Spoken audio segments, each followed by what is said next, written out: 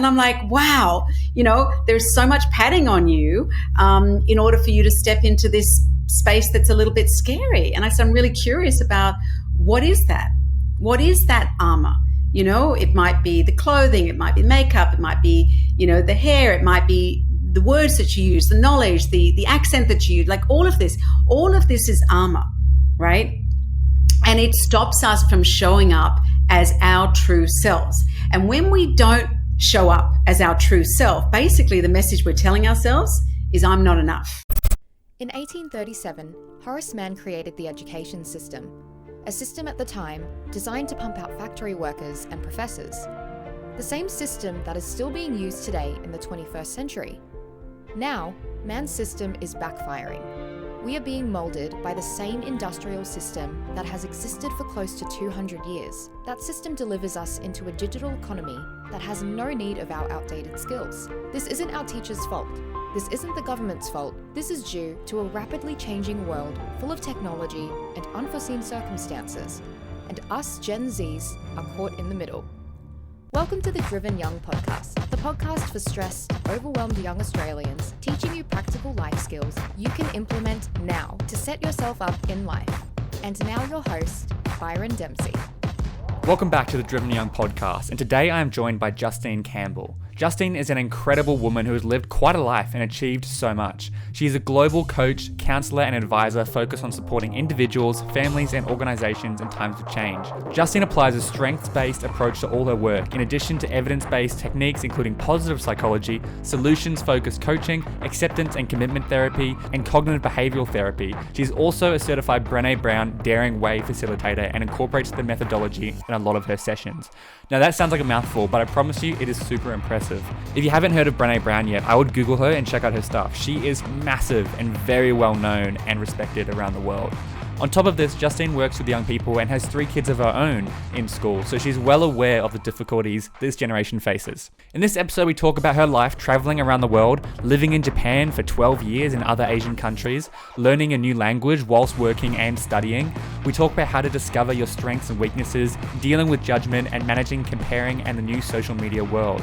If you enjoy this episode and are looking for some form of coaching or guidance, I highly recommend checking out Justine and her services. She did not pay me to say that. This episode is not sponsored, but if you make it through all the way to the end and enjoy what she had to say, have a look at what she offers online. As per usual, DM me on Instagram. I pinky promise I will respond, even if it takes a few days. Grab a copy of my book, which is about to come out on September 18th. Very exciting. Take the Are You Ready for Uni quiz if you'd like, and make sure you listen to the next episode of this podcast. It will be a special bonus episode talking about something I'm very, very passionate about. Links are in the show notes below. Now, over to Justine. Justine, welcome so much to the podcast. Thanks, Byron. Great to be here. We had an amazing chat a few weeks ago now.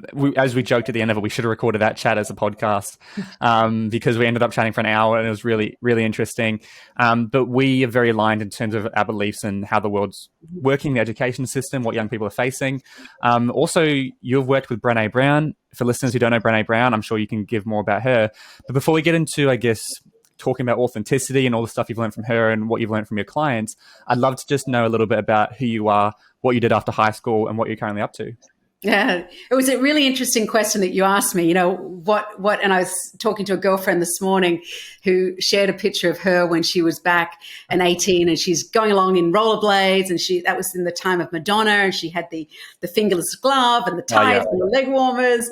And it's a reminiscent. And I said, what were you doing after high school and where were you at? And she's one of my closest friends, and we're very aligned. After high school, I wanted to be a flight attendant in high school because they got to travel the world for free. Mm. And I remember when I was, finishing, I saw the world truly as my oyster, and I just went for it. And it's, I had courage. I went and I studied Japanese and went to Japan, which is fantastic, to be in a foreign country. And I thought my Japanese was pretty good, but when I went to live there, I realized after I'd been going to this same sushi restaurant for quite some time and kept asking for more ginger, and I was saying the word getty instead of gutty, and one means diarrhea and the other one means ginger.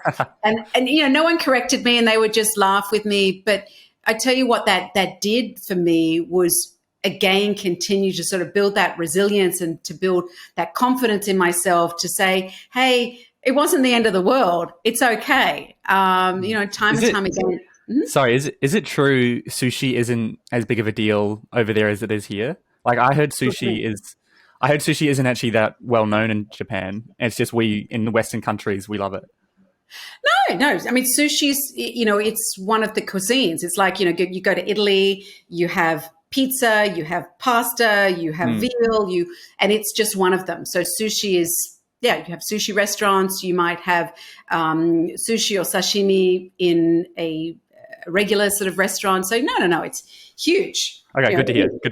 No, it's huge. So when I finished high school, I spent some time in Japan. I continued my studies. I ended up living in Japan for 10 years. Oh, wow. I'd studied, Japanese, ended up working for BMW because I also speak German. And again, that opportunity, and I still remember when they offered me this job, and I had that little voice in my head that was like, me, why me? Why me? Who am I to take on this role as a young foreign female? Like why? the imposter monster. Yeah. The imposter. I mean, it's very, very real. And that little voice, as I was, had been offered this huge job. And then the other little voice that was saying, you're not old enough, you're not qualified enough, you're not this, you're not that enough. So, fear and scarcity were very, very real.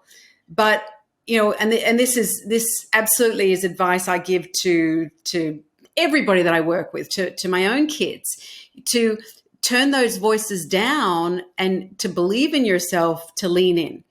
So even if you totally mess it up, trust that you have within yourself what it takes to get back up again and keep trying.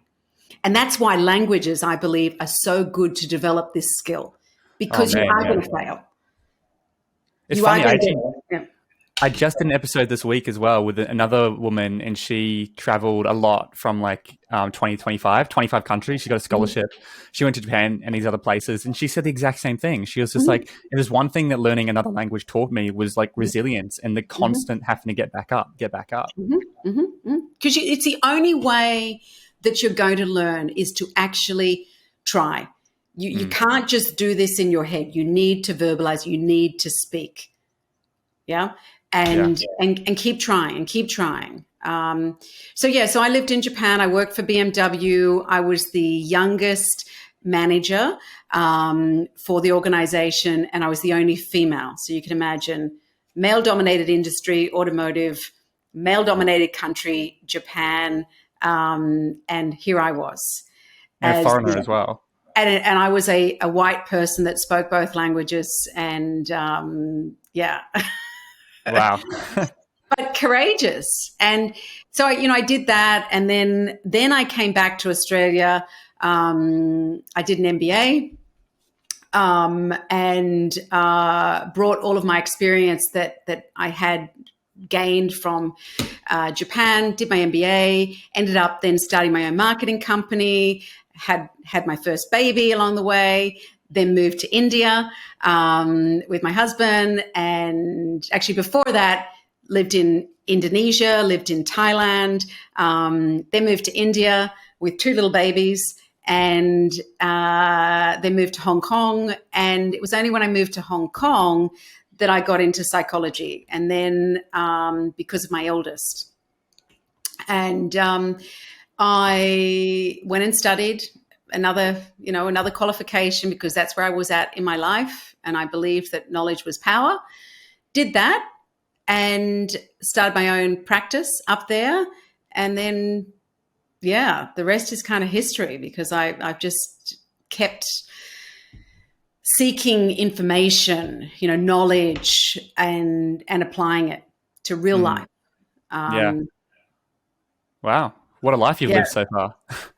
I mean, I love I feel like I'm beating a dead horse right now because I talk about it so often, but like just traveling is, I think, one of the best things you can do. It's one of the best experiences you get. And obviously we know that now more than ever because we've been stuck at home for 2 years straight. And I think everyone's itching to go out and see the rest of the world and, have a bit more freedom. And so I think I love how you did so much traveling. You got out. It sounds like throughout the entire period, you're just constantly getting out of your comfort zone and constantly pushing yourself. Constant. And I think, and that is those little voices, right? The imposter monster would come up constantly, and I would just basically tell it to shut up and get back in there and go for it. I remember once I was at Daytona, and I was putting together an event for BMW, and they had NASCARs there, and I loved cars, right? And the guy at the track said, do you want to try it? And I was with two of my colleagues, and I was their superior, so I was their boss. And they were like, oh, no, cannot. I was like, yeah, hell yeah. I want to try it. So I put all the gear on, I had the helmet, I had to climb through the window to get into it. And I went for it.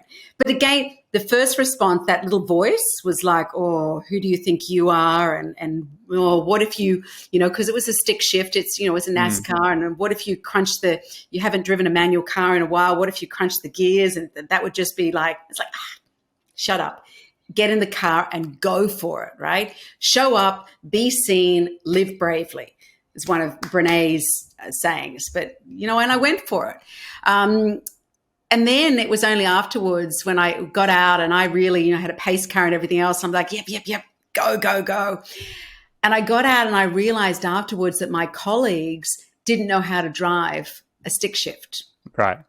Didn't know. And that for them to have done something like that would have been just way out of their comfort zone. And well, you couldn't do it if you didn't know.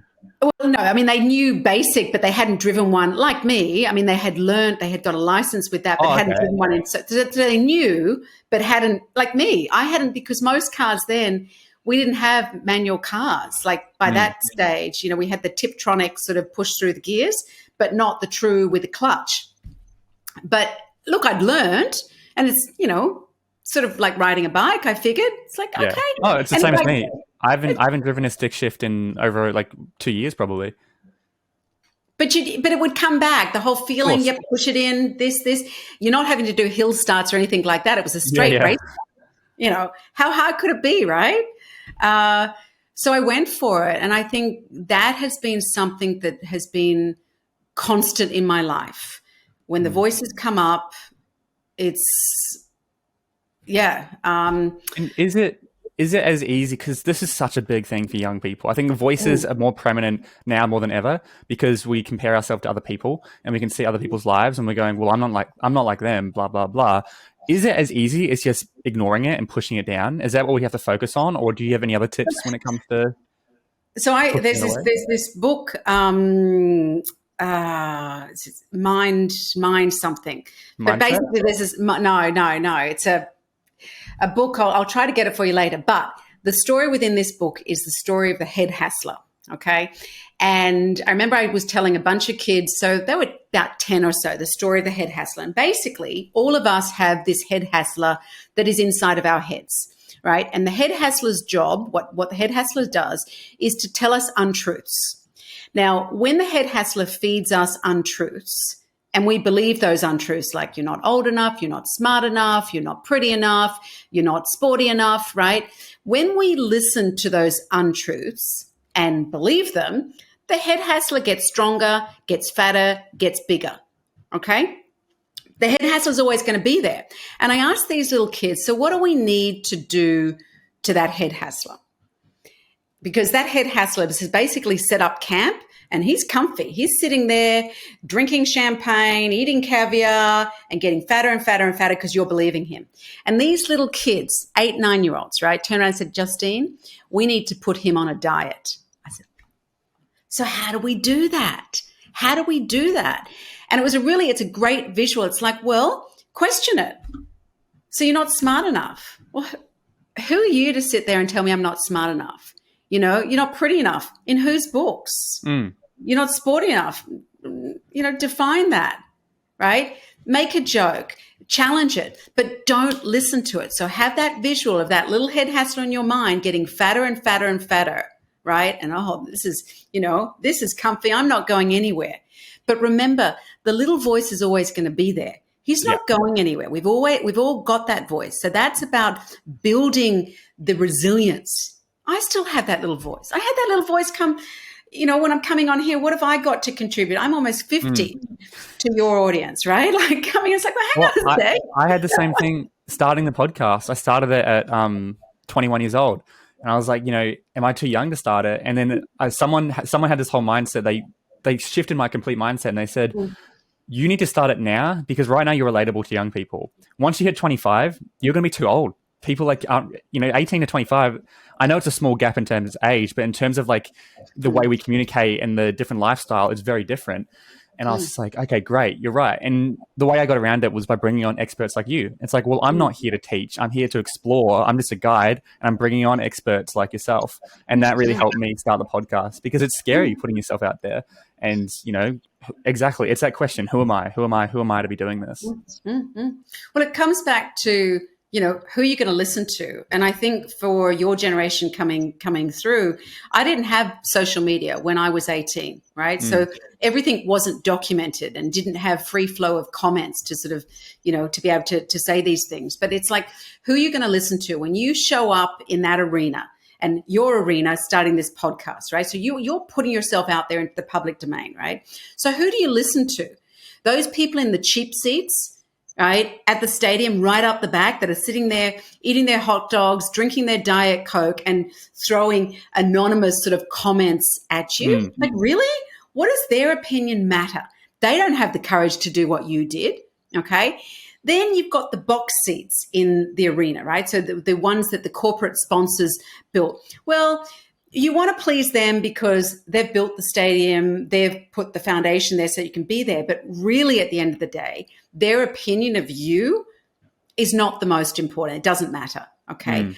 The opinion of the people that are sitting in the supporters' seats, right down the front, best seats in the house, they're the ones whose opinion of you matters the most.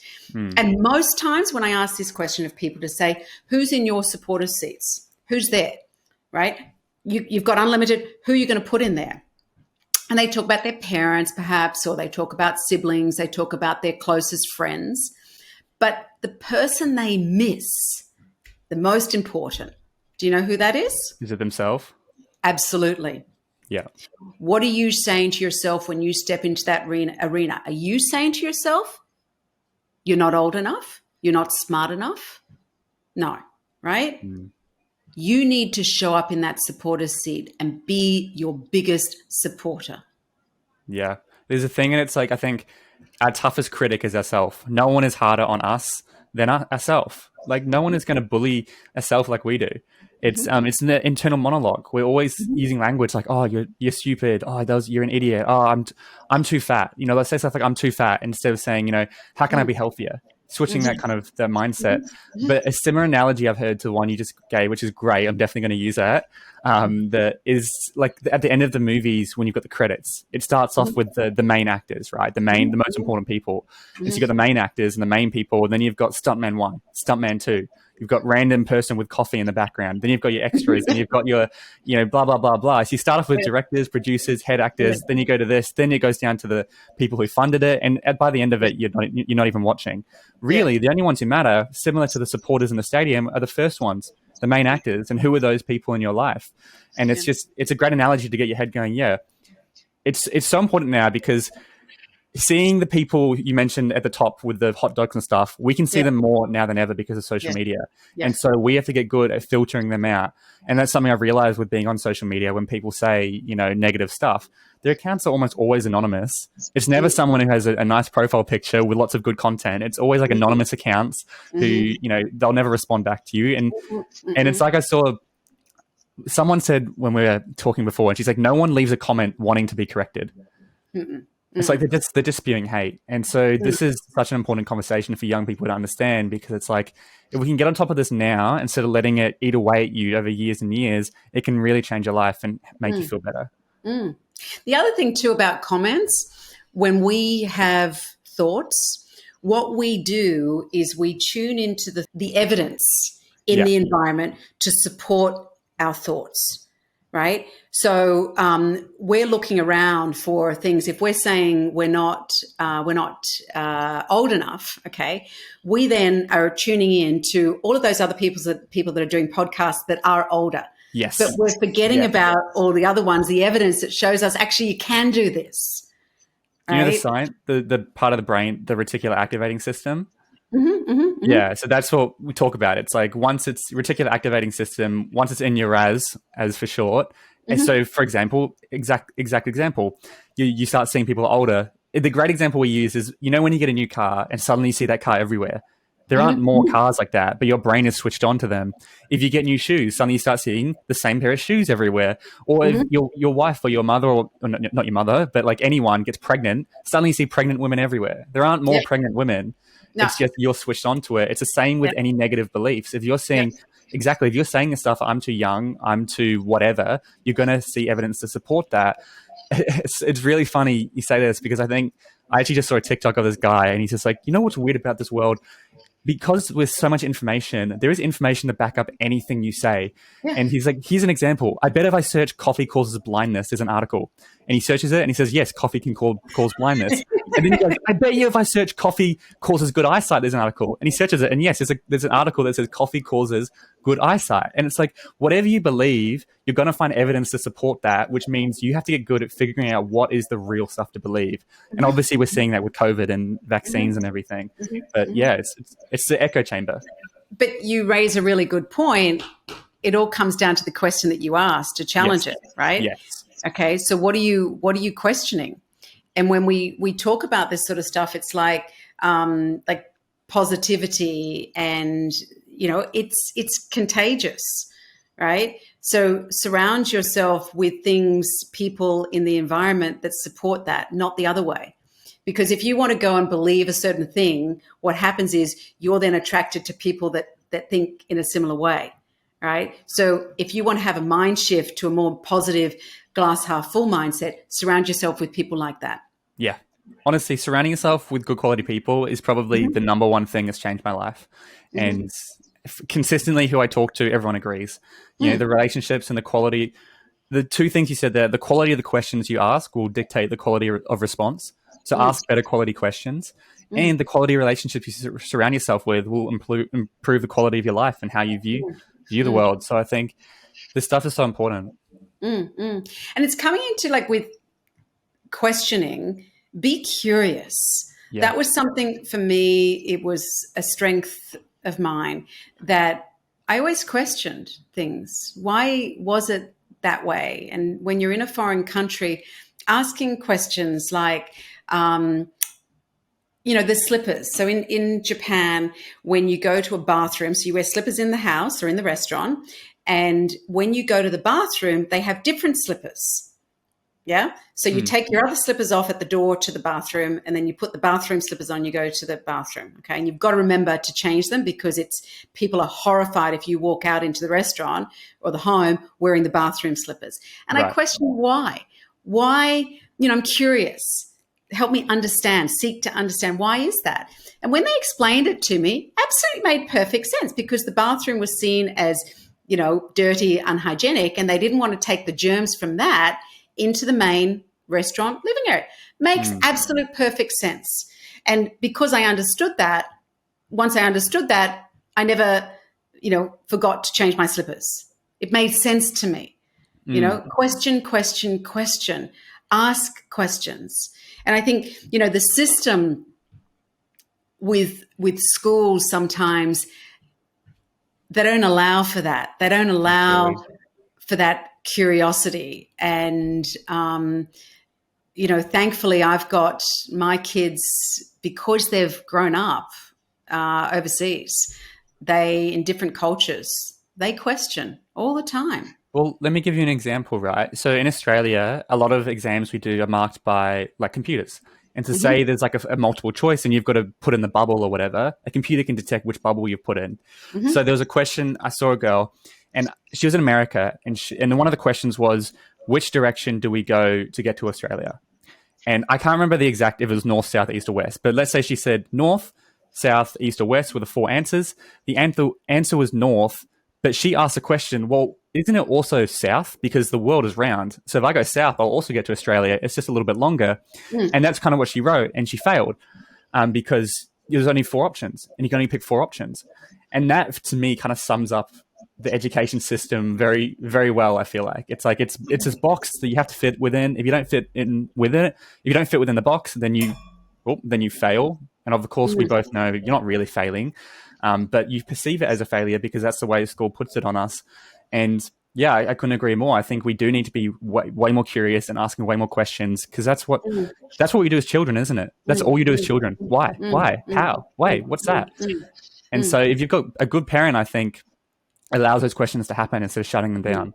And it's sad. When does that change? We come into this world as a blank canvas, little baby, and then life and everything else happens.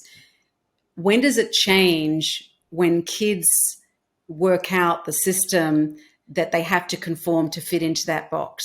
And why? Why does it change? Yeah. I get people that come to work with me, and it's a common thing that comes up for me where they describe when they were kids and they were described as naughty. And I ask them, tell me about that. Tell me about, right? And more often than not, when I unpack their naughtiness, it was actually curiosity. Yeah. And these are people that are doing major, incredible things with their life because of that, right? So we want to tap back into that. It's like, have you heard of the concept of fixed versus growth mindset?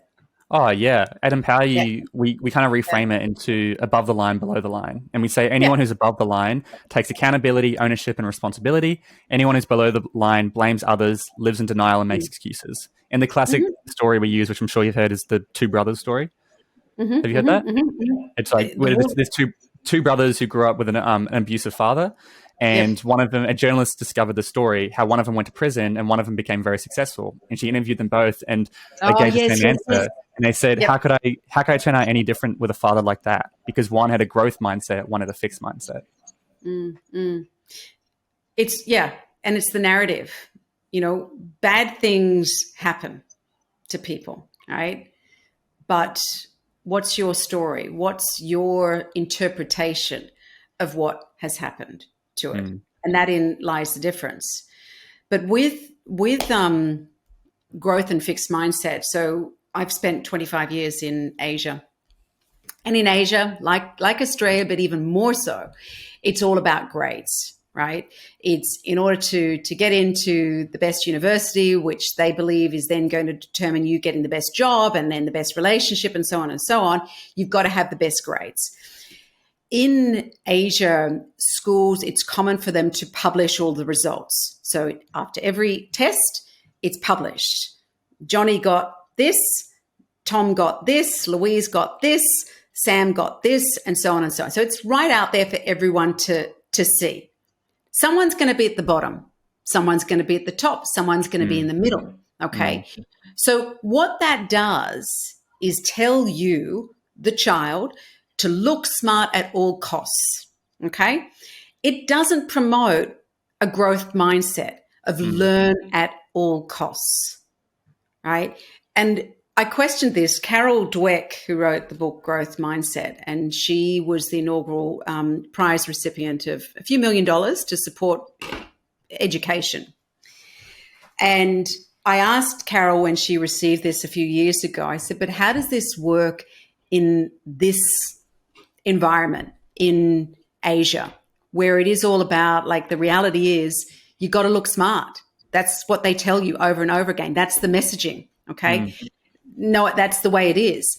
And she said, it's the system and it's got to change from the top down, right? It's got to change from the government, the expectations. It's got to change there and go down. otherwise, these kids, it's the same with the ATAR, the way that works now, and these year 12 kids coming through. I just wish that they would scrap the exams and just say, you know what, you've done enough tests this year. Life is a test. You're here now, okay? And next year, the future is yours, but let's call it, okay? Because it's not helping. It's not helping.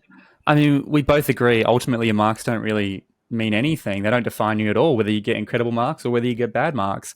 It doesn't matter when it's into the real world. It comes down to your ability to think critically, to have emotional intelligence, to work ethic, all that stuff, to have a growth mindset instead of a fixed mindset. And it's interesting because I've really been studying the education system a lot over the past 2 years. I've been interviewing people like yourself. I've read books on it. I brought on PhDs, people with PhDs who have written whole books about Australia's education system. And I always go back to Finland, which has the #1 education system in the world. And they don't do any exams until 18. 18 years old, they don't do any exams. And their kids have the best results. Their teachers are the most respected teachers in the world. And it's like, there's a proven strategy and system that works.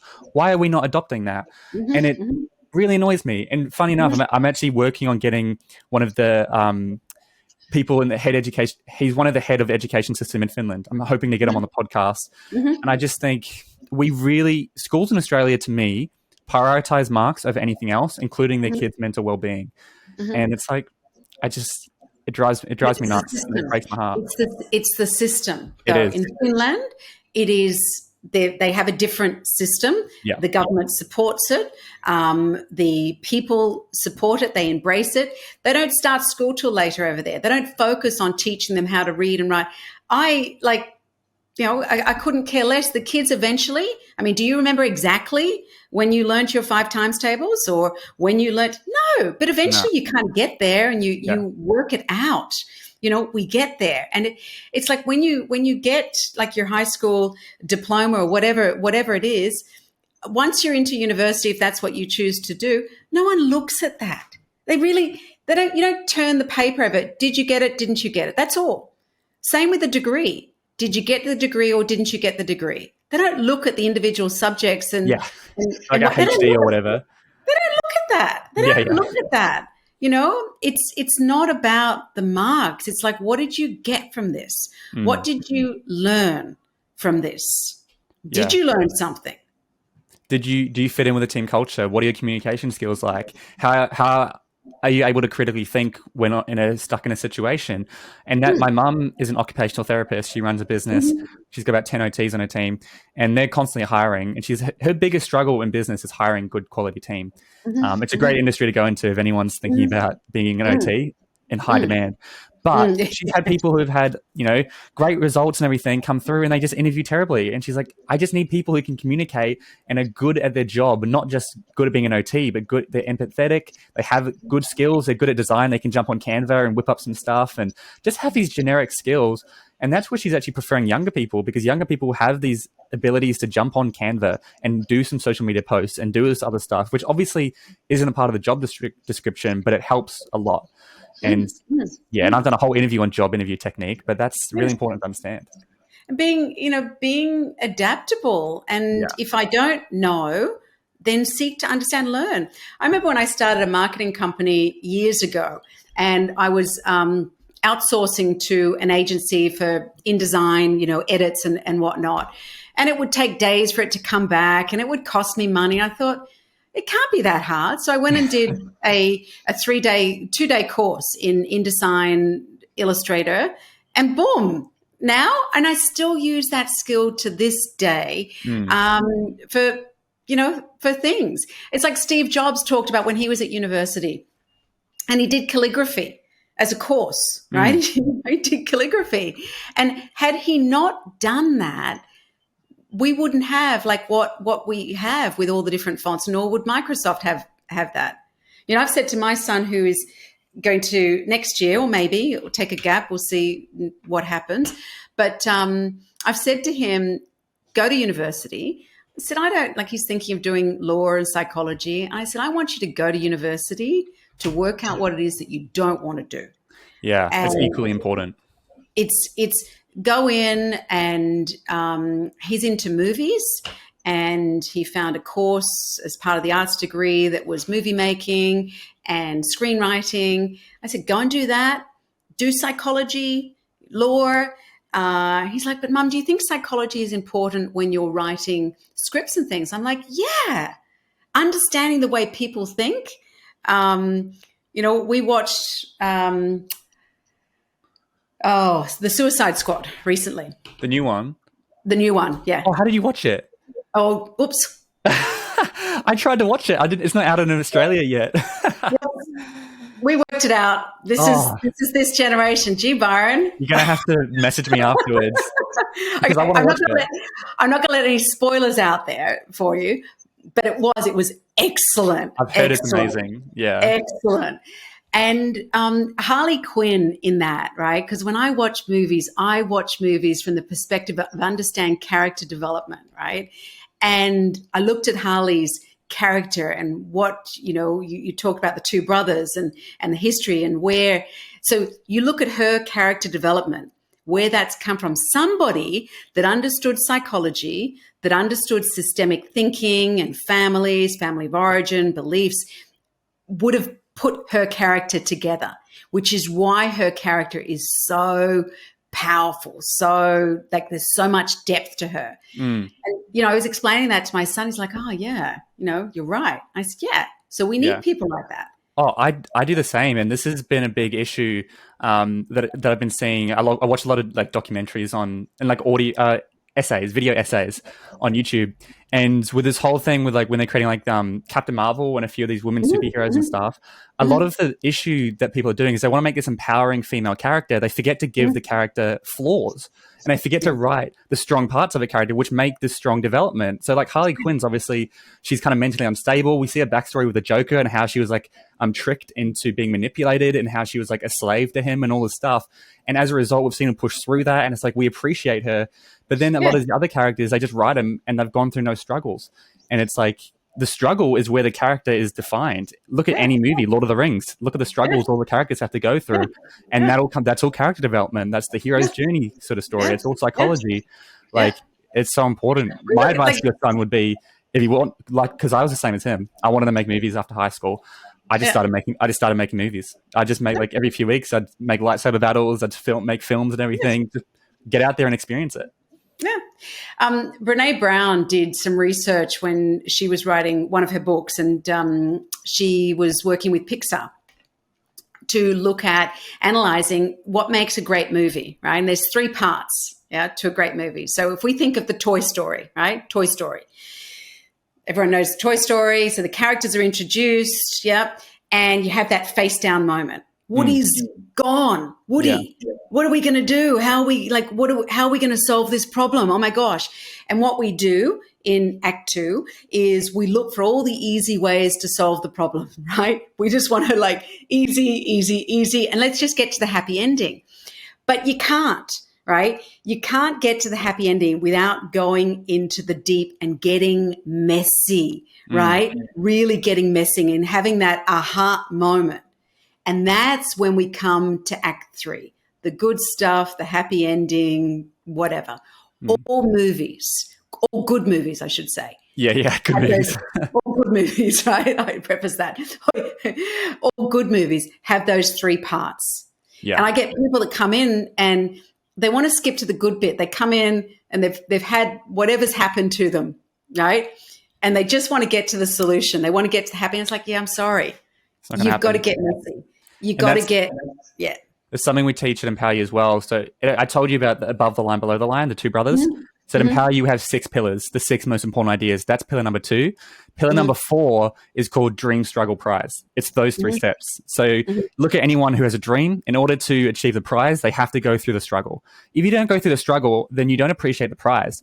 And something that I've come to realize is even when you get to the prize, whatever that is for you, there's a scientific word called hedonistic adaptation, which means when we achieve something as humans, we go, what's next? We're happy for a little bit, and then we go, what's next? What's next? And so you're really never satisfied when you hit that prize.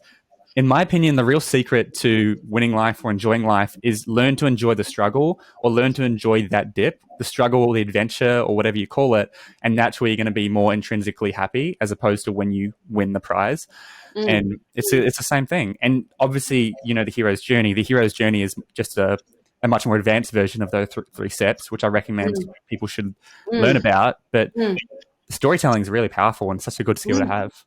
It's yeah. You just said something that triggered me about struggle. Embrace the struggle. Yeah. Right. Embrace the struggle. Struggle, disappointment is inevitable. Right. Yeah. But it's the definition of courage, of vulnerability, of living a full life. For people coming through now and going into university or in the middle of university, I would say, really embrace this. What's your narrative that you're going to take from this?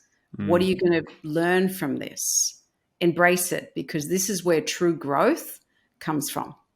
It's like I had a friend of mine, because this podcast isn't, I guess it's kind of not anti-uni, but it's definitely not, pro. It's just figuring out what you want to do. And I think jumping straight into a degree, if you haven't thought too much about it, is a rushed, take some time off. You deserve some time off.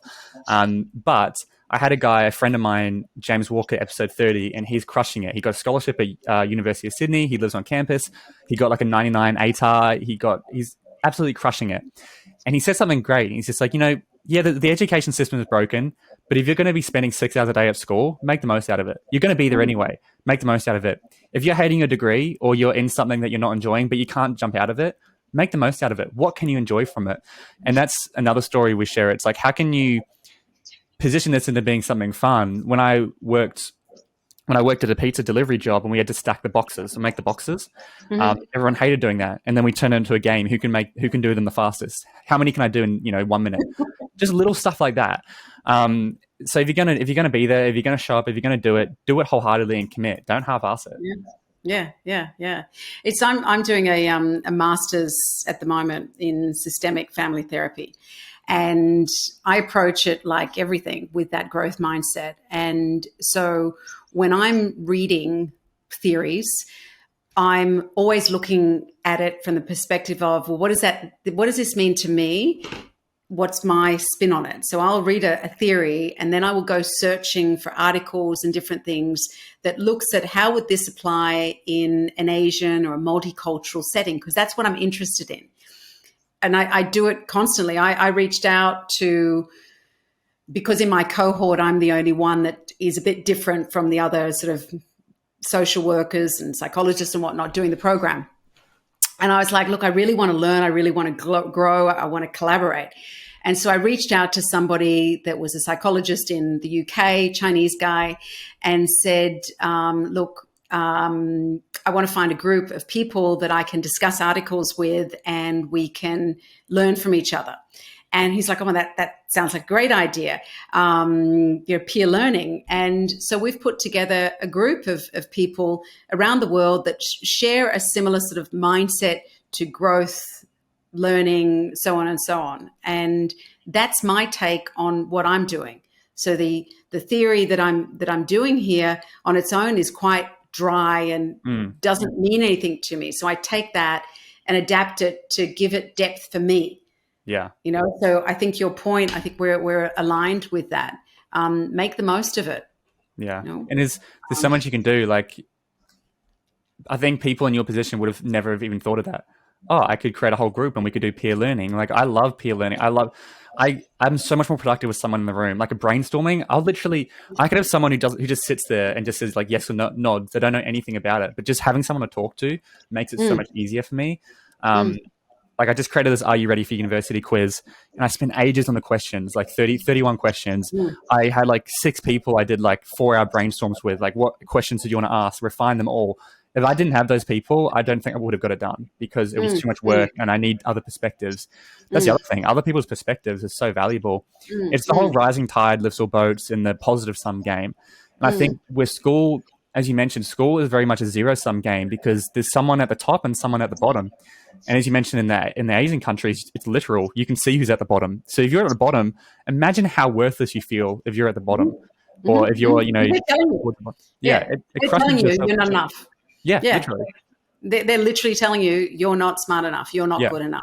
Yeah. It's, I'm getting the sense from you, Byron, as I'm talking to you, collaboration is something that you value greatly, right? Huge.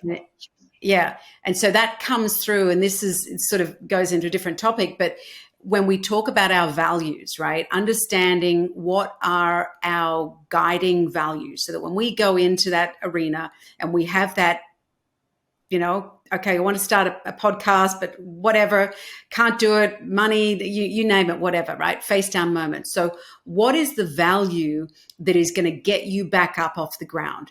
And I see from talking to you, collaboration is really key, right? You've spoken about it, how you bring people in, the way you like to learn, the way you like to, it's all about collaboration. So you are living your life in accordance with your values. But for a lot of young people, they haven't yet differentiated, and particularly because through COVID, differentiation normally is happening in your teens where you're moving away from your parents' values, your parents' beliefs, and working out what your identity is, what is most important to me. And a lot of young people, they haven't got there yet, right? And so I think that exercise of not just identifying your values, but look at the values. Like when I say collaboration to you, I see as one of your core values, but what are your beliefs that sit behind those values? What are you thinking when you think collaboration? What are your beliefs behind that? For me, it's because the great, what's that quote? The greater the sum is the hot part of the whole or something. Bringing in all these different people with all these, instead of, if I'm doing it by myself, let's say I've got 5 years experience. If I bring in 3 other people, we've now got 20 years experience combined, and we've got all these different perspectives as well. So if you've got a, diverse group of people, and also because for me personally, I've noticed in my life, that's when I work best. And I can't just go on my phone and get distracted. There's 4 people here. We're doing it together. We're bouncing. It's the ideas. That's it for me. It's the ideas that come from a conversation. As I mentioned to you, we did not plan out this episode. Yet here we are 45 minutes in, and I haven't had to come up with any questions. It's just happened all organically. I had no idea where this was going to go. And I love that. I love the, unpredictability of it. But that belief perhaps is better together. I'm better together. Right? Absolutely. So collaboration is a value. I'm better together. It also means, means, how do I do that? I've been able to achieve so much more. Like I run personal development 2-day workshops, which would have taken me years to get to, but because I'm being mentored by someone and collaborating with him, he's allowed me to do that. I'm working on this gap year program with my mate who's co-founding it with me. I wouldn't be able to do it without him. I'm working on all this other stuff. If I was doing it by myself, I just wouldn't have time or energy. Sorry, what was your question? How do you achieve collaboration? Well, yeah, but this is exactly, how do you do this? How do you then maintain it? So you've put into place the practices. And you said to me, so when somebody is living in accordance with their values, they're being their best self. So for me, my guiding value is authenticity, right, is real, right, which is why I can sit here in front of you and just be me and talk, because that's my guiding value. Yours, collaboration. So they align because we're coming at it and we're showing up as ourselves, not trying to be anybody else. They're just, here you go. I think authenticity is so important for people now more than ever, because on social media, it's so easy to not be your authentic self. And it's so easy to do it behind a screen. The analogy we often use is different masks. What mask are you wearing? Everyone has different masks. You might have a mask with your friends, a mask with your family, a mask at work. How often is your mask off and you're just being your true self? And I think I can proudly say that I'm always got my mask off. I think that's something you're saying as well. And of course, how do we do that? Surround yourself with better people. If you take your mask off and your friends make fun of you or they poke at you and they judge you for that, of course, you're going to want to put it back on because you've had negative experiences from that. So, and that all comes back to authenticity. And that's something Brene Brown talks about quite a bit, isn't it? Yeah. And, talks about the armor. I was talking to somebody the other day and I described it as I was talking, said, wow, you're really armored up. You're kind of like one of those American football players that go in and they've got so much padding. Like there's no way they're going to get any bruises. You know, the ones with the big, the big shoulder pads, the big helmets. And I'm like, wow, there's so much padding on you in order for you to step into this space that's a little bit scary. And I said, I'm really curious about what is that? What is that armor? It might be the clothing, it might be makeup, it might be, the hair, it might be the words that you use, the knowledge, the accent that you use, like all of this is armor, right? And it stops us from showing up as our true selves. And when we don't show up as our true self, basically the message we're telling ourselves is I'm not enough. Okay. And that's not good. Okay. So, but the first step is actually identifying what is my armor? What is it? Who am I trying to please by doing this? When I was young, and in Japan for the first time, I've got curly hair like yours. So this is my COVID, I've got ringlets, right? But when I was in Japan, I already stood out because I was a white young woman and you want to fit in. So I conformed. I wore my hair right slicked back. I wore glasses and I really tried to conform because I wasn't secure within myself. Now, hey, this is me. This is, you don't like it, doesn't matter. I like it. And I think it's so important because now when you do take off your mask or take off your armor and be your authentic self, there's such a fear of judgment because of social media. It's like, what if I post this Instagram photo of me being me and people judge me or send it to their group chat or something? And I think the answer is, why do you care? Those people in the stadium, they're up at the back with the hot dogs, remember? It doesn't matter. It doesn't matter. And if, push yourself away from them, find better people. It's like when we're talking about collaboration or, as you mentioned, surrounding yourself with better people, I worry that some young people, because they've only ever been in certain environments, that's normal to them and they're unsure of what really good relationships actually mean. And I worry that they don't realize that.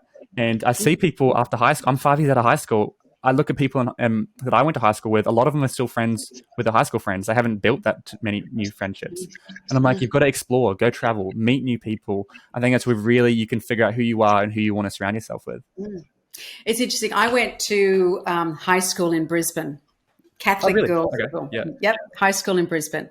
And I basically got out of there as soon as I could after school. I was on my way. And I went back for each of the school reunions, 10 years, 20 years, 30 years reunions. And a lot of my friends, they are living, close to the school. They've had kids, they've married, they holiday together, they do everything together. And last year during COVID, because all my family is up there, I'm in Melbourne now. And last year during COVID, I thought maybe now's the time to go back home and go and live in Brisbane. And so I packed up my kids and we moved to Brisbane. And it was like the ghosts of Christmases past going back. And I looked and I was like, wow, this is just not me. I've done all of this stuff and I've grown in a different way. And I'm not judging, it's different. But my life is, I am a citizen of the world. And my life is the life that I've made. And I'm happy with it. And so we were there. I stayed for 4 months and then I was like, yep, I'm not happy. We are going back to Melbourne. And my son asked me the other day and he said, do you want to go back to Brisbane? Because we've been in lockdown again a long time. And I'm like, nope, I've done that. And I'm actually really glad that I did that because I would always have wondered. Yeah, in the back of your head. In the back of my mind. But, these old stories, I had this story that I should do that for the kids and I should be close to family. But that wasn't who I was. And remember, authenticity is key and I had to be true to myself. Mm. So I guess, how do we help? We've spoken a bit about authenticity there. We spoke about just ignoring people, the stands, the movie, at the end of the movie example. But what are some strategies that young people can use to help discover their true self and really embrace authenticity? Because I think it's easy to say, but it's hard to do. Know thyself, right? Know your strengths, know your weaknesses, but know yourself. Take a good hard look in the mirror and say, who am I? At the end of the day, what is most important to me? So if I'm going to step into that arena and I'm flat on my face, what's going to get me back up again? What is it? What are my values and what are the beliefs that sit behind that? Know thyself. So many times they're young people, old people, they don't know. They don't know what's most important to them. They don't know what their innate strengths are. And it's kind of like I use the sailboat analogy, where the sail represents your strengths and the hole in the boat represents your weaknesses. Now, if you just focused on your weaknesses and patching up that hole in the boat and didn't have a sail, totally ignored that, you would just be floating. You would be floating in whatever direction the wind, the water decided to take you. You're not owning your life. You're just a passenger. If you just focused on your strengths and ignored the fact that water was coming through the boat, that boat's going to capsize and you're done. So it's a balance of both. But know your strengths. So as I'm talking to you, it's really coming through to me about collaboration, that this is really, really important. So no matter where you go in life, when something happens to you and you fall, that value of collaboration is going to get you back up again.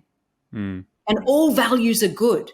We don't all have the same values. That's okay. It's like fingerprints. We all have a fingerprint, but they're all unique. So I would say to young people, work out what is most important to you, what your values are, what your beliefs are that sit behind those values, and then work out what you need to put in place in your life, that's people, behaviors, or whatnot, to ensure that those values stay alight. Wow. Yeah, I mean, that was so powerful. Thank you. And you say collaboration, it's interesting because I've kind of always known that, but the way you've framed it makes me go, yeah, I mean, you're spot on. And I've told you about this gap year project I'm working on. Literally, pretty much the reason I'm doing it is just, bring people together. I'm just collaborating hundreds of people together, hopefully. And that's the real reason I'm wanting to do it. Yeah, and as you mentioned, it's know thyself. The gap year program is all about self-discovery. How do you figure that out? Well, you can't just sit down and figure it out. You're going to have to analyze, your strengths, your weaknesses. You can take tests, but you just do it. Constantly analyze. What was I good at? What was I bad at? I just did something and I failed at it. Why did I fail? Okay, because of this. Okay, great. And like even the entrepreneur in me, when you say that sailboat analogy, is like you should be focusing all your energy on the sail and pay people and outsource the stuff you're weak at to work on the hull. So that way that's going to be the most efficient. Yeah. But sometimes, though, only you can address your weaknesses. For sure, yeah. Right? So sometimes you have to do the work. Yeah? And it can be confronting. When people, you spoke about storytelling, the way that we identify our strengths is through stories, telling our stories, right? Telling our stories and asking people that are in our supporters' seats to tell us stories about us. That's how we identify those values, because they keep coming up time and time again. So when you find yourself in a situation where something, you feel it inside of you, you feel it, you're like, this doesn't feel right? Get curious. Why doesn't it feel right? What is it about this? Maybe it's justice, like fairness. Maybe it's equality. Something will keep coming up for you, but you'll really feel it in your gut.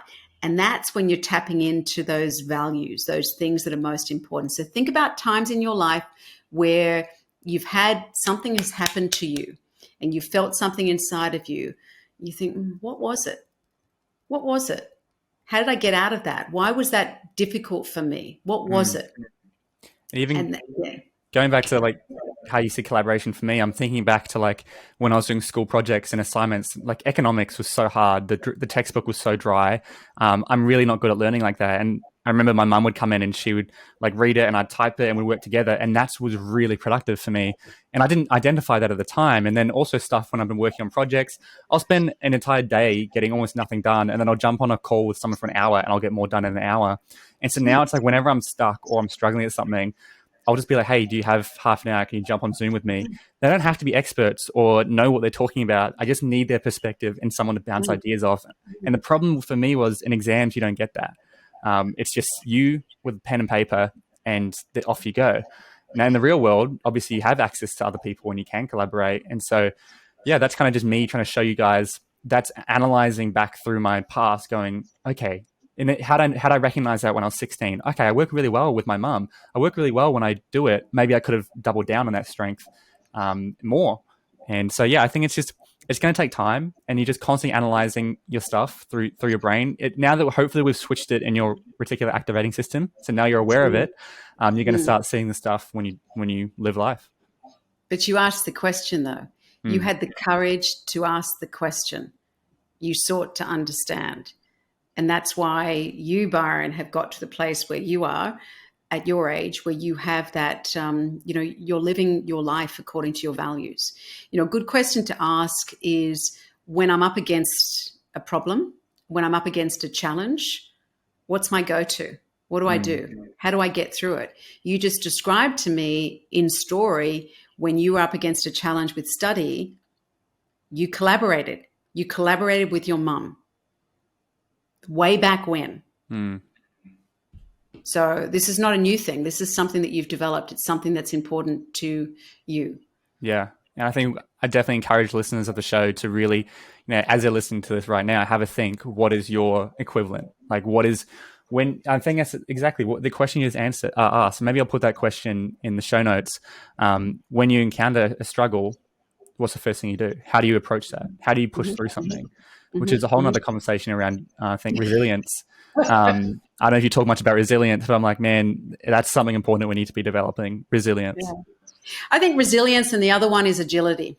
I think that's something that COVID has taught us, that it's not just about bouncing back, being resilient. It's about adapting, adapting. And being agile, right? And I think every single one of us over the last couple of years through COVID has had to adapt, has had to be agile, right? We're doing things like this. Instead of sitting face to face, we've adapted, and we're working with it.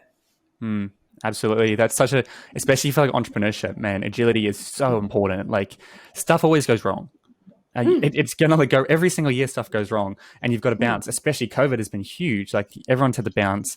Empower You, we've had to cancel all our events. We're doing like online events. We're doing we're doing workshops. We're doing cooking workshops. We're doing all this fun stuff, and it's going well. Obviously nowhere near as good as in-person events, but we're making the most of what we can, and that's due to agility. So resilience and agility, critical thinking, emotional intelligence. I'm sure you would agree. I think basic understanding of psychology should be taught in school. Doesn't have to be crazy advanced. Just the bare bones fundamentals of human psychology would make a lot of sense to me. But get curious though. Watch these movies. Ask questions. Oh, I wonder why they do this. I think I agree with you. Psychology, but just question. Be curious. Yeah. Question. Don't just accept it. Question. I've been watching a TV show, Hannibal. You know Hannibal Lecter? It's a pretty full-on show. It's the first R18 show I've ever watched, and it's really good, like really good. But the way they shoot it, they do all this like crazy like dreamscapes. Like they really get inside the main character, who's like, his ability is he can empathize with serial killers, and he's able to put himself in their shoes and figure out why they did it. And as a result, he starts getting quite unstable. And they show all these interesting shots. And I'm always like, why are they showing this shot of this animal? Why are they bringing back this motif? Why are they doing this stuff? I just find it fun to ask these questions and try to figure it out.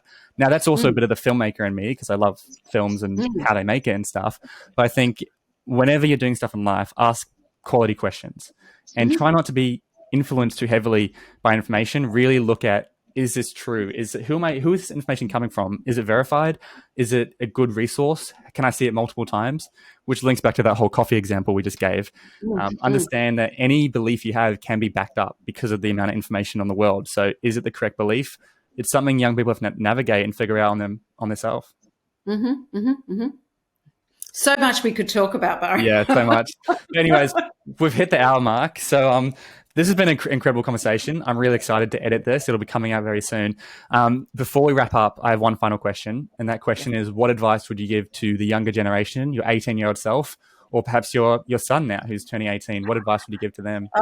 Do you know, like, so much, but that one that I said from Brené's words, show up, be seen, live bravely. Yeah. So powerful. I think people should definitely check out Brene Brown stuff. My mum's a huge fan of her. She's very, very intelligent. She's put out a lot of incredible stuff. A lot of it is psychology based, isn't it? Yeah, but it's real. Yeah, it's real. You know, she looked at situations and then she did the research to work out why it was the way it was. And that her work around vulnerability came from that question of, vulnerability is seen as like a 4-letter word, right? Don't be vulnerable. But to live is to be vulnerable. Vulnerability is the definition of courage. So you want positive emotions like love, right? When you ask somebody out, there's a chance they're going to say no. You are being vulnerable. Yeah. That is life. Vulnerability is the definition of courage. So show up, be seen, live bravely. Yeah. And that's the conversation I had with Lee, who's incredible. I'm going to get him back on the show. But he was just saying, vulnerability is a strength. And he does a lot of workshops with men and stuff. And it's like a lot of men think keeping their emotions in and not being vulnerable shows strength, because that's what we've been conditioned to believe. If you watch movies, none of the men really cry. They all like tough men. They keep it in, all the heroes and stuff. But really showing your vulnerable side is true strength. And I think it's very attractive to other people. I think it's very attractive. And, it's going to, if you be vulnerable with another person, that's going to strengthen your relationships so much. Yeah, I'm a big believer in that. Sympathy versus empathy, right? With sympathy, you're sort of looking at a distance. Oh, that's hard. That's tough. But empathy is you're getting down in the ditches with that person and actually feeling what they're feeling. So you say vulnerability can also be uncomfortable because the person that you're being vulnerable in front of may not know how to process that, okay? But remember, people are doing the best that they can with what they've got, okay? So it allows you to step out of judging and being empathic towards that person. And I think when you are being vulnerable with someone, make sure they're a good person and they're not going to make fun of you if you're something. Like, be vulnerable with the right people, I think. And that goes back to having good quality people around you. Yeah. But also remember that, though, in social media, right? That's not necessarily the place to be vulnerable. Know your audience. Exactly. Are they in the cheap seats or are they really part of that inner circle? Amazing. Well, Justine, thank you so much for coming on the show. This has been a great conversation. You're welcome. I know you offer coaching and you do a lot of stuff with helping people. Where's the best place people can go if they want to find out more about you? You've got a great TED Talk where you talk about your injury. I hope that's recovering well.